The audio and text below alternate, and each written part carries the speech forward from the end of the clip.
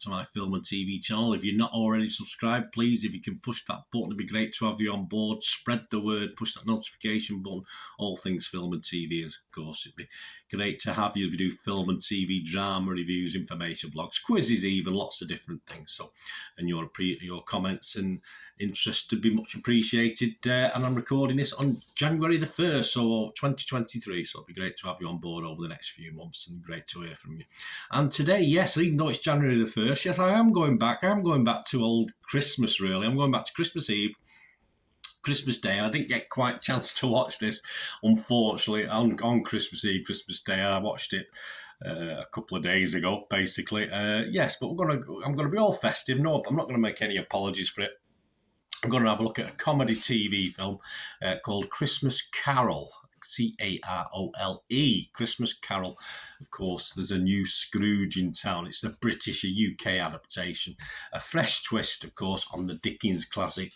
Sky original, this one, starring the wonderful, one of my favourite actresses, Suranne Jones as Carole Mackay, a wealthy entrepreneur visited by ghosts, past, present and future. So there's no great bells and whistles, new additions to this one. It's exactly what you'd expect. Directed by Ian Fitzgibbon, and it also stars Suranne Donker, David Hempstead, Nina Barenboim, Joe Brand, and lots more. And familiar faces made to UK TV and film watchers. No doubt US film and TV watchers as well. What are people thinking? Well, they're very kind. They're being very kind to it. It's averaging on Internet Movie Database just over 400 scores and reviews as I've recorded this on New Year's Eve. Yes, I recorded I did the actual analysis of this on New Year's Eve, did my little script, if you like. Yes, there is a script, don't laugh. So it's getting 6.3 out of 10. Based on over 400 scores, so that's not too bad at all. Almost 300 people scored it between 6 and 9, and just 89 people between 2 and 5, which I ignore the 1 out of 10s and 10 out of 10s. They don't make any sense to me. A couple of the critics here that we look at, The Guardian's Lucy Mangan says a glorious modern retelling of Charles Dickens' tale by Anil Gupta and Richard Pinto, who put this together, that will set you up brilliantly for the whole Yuletide shebang. Well, fortunately, I missed it, but obviously there's always next year to rewatch, isn't it? Well, if you want to. Anita Singh from the Daily Telegraph, though, she says it's a bit cheap, this. She said, Carole's transformation into a lovely person full of joys of Christmas just happens. It feels as cheap and flimsy as a paper hat from a cracker. And I will admit, although I'm not a humbug, I usually like these sort of things, I'll admit Anita's probably on the right track with that comment. Although I'm not going to be as down as Anita is on this. My thoughts, because there's not a lot of other critics who've commented about this, I am going to give it a 6 out of 10, which is my watchable score. And I would echo some of what Anita said there, because it does just happen. There's no great revelations as you get in a really quality Scrooge, if you like. So it's very interesting. I mean, I like Suranne Jones, as I said. She's a go at different roles in the same way her fellow ex-Corrie colleague Sarah Lancashire does, and I like what she tries to do. She can be good, she can be bad, she can be in between. I like that about Suranne Jones. The rest of the acting talent, yeah, a little bit mixed. Joe Brand, but pleasant enough, okay enough. The resurrected Morecambe and Wise also doing an okay job considering the massive footsteps they had to fill, of course. Footsteps they had to fill. But that was a nice, enjoyable part of this film. But I do like modern-day updates on Scrooge. I don't expect too much change to the original storyline. Christmas Carole... Scrooge and Christmas Carole films, musical and non-musical. Some are better than others. Okay, this isn't up there with, say, the likes of, say, Scrooged, but it's fine from a UK festive perspective. I'm thinking of UK Christmas Carole films, Scrooge films. I always think back to the one that Ross Kemp was in back in 2000. I don't know if you watched that. You may have watched it. Simply called A Christmas Carole without the E on it. And I thought that was a cracker. I thought it was a cracking little update. Again, this isn't quite as good as that, but it's a bit light. It's certainly a lot lighter, this, than that Ross Kemp version. But I do like the Ross Kemp version. Occasionally I do. I didn't seek it out this Christmas, but occasionally I do try and seek it out and watch it again because I quite liked it. I like that Ross Kemp version. So, this did promise similar from a British slant, but it's a bit more plasticky, a bit more Sky originally.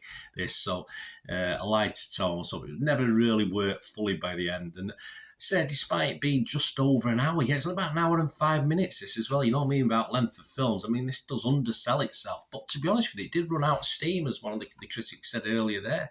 The last 15-20 minutes, I thought, sort of skirted by without any great. You know, you do get your turnaround of a character, but it's, as was pointed out, it sort of just happens, and it's certainly not quite as sentimental and personal as I like my Scrooge Christmas Carol films to be. I mean, my only real criticism, perhaps, of the classic Scrooge films at the time is that they don't stay long enough on the sentimentality and payback features at the end. I want to see a bit more of that. I want to cry a little bit more as these people turn into nice people and do nice things. And of course, even they could have been eggnogged a little more than they have been. But I am a big softie at heart, so there you go. But this one certainly doesn't say the last 20 minutes. It all happens rather than any great vision that, you know, oh God, I've got to do this. Because you just knew deep down. Well, we know all Scrooges and Scrooge versions. Deep in the heart, there is a heart in there, and you know that's going to happen with Suranne Jones because he's that sort of character. But it just sort of happened rather than it wasn't really worked on as much. The Christmas future sequence, if you like, wasn't dark enough to actually scare this character into doing what she did. So it all seems a bit weird. If I was marking this from the first half of the film, well, I'll say film, 65 minutes or so isn't really a film, is it? It's a long TV episode. If I was marking the first half, I could have pushed it up to a 6.5 or 7, but I say with that weaker final couple of acts, it just comes out. It did bring a tear to my eye at one point, and you know, because I am a big softie, but not what I really wanted. So I did come down back to the 6 out of 10 overall. If I'm still around in 5 years' time, you know, fingers crossed, I might give this a rewatch. But yeah, it's certainly not a must-watch Christmas classic, and I might just forget it down the line, as it is. I didn't forget the Ross Kemp version. I might just forget this, although if I think of Suranne Jones, I think, oh yeah, she's got Christmas, I'll watch that again. But hey, we'll see. Let me know what you think, guys, anyway. As I say, it's okay, it's fine, it's okay. It didn't quite work overall, even though it did started off excellently, but sort of sadly just dipped. I think that the Total Film magazine do a little graph, don't they, of films and where they attract your attention and where they might dip and then they might improve. Sadly, this was sort of high and then just a slow decline right to the end with perhaps a little bump up right at the end. But yeah, well, so we'll see anyway. Let me know your thoughts, guys. Thanks for watching. Please enjoy your 2023 if you're watching this early, or if you're watching it in 2025. It doesn't matter, does it? Anyway, let me know your comments. It'd be great to hear from you. If it is 2025, I still want to hear your comments, so it'd be great to hear from you.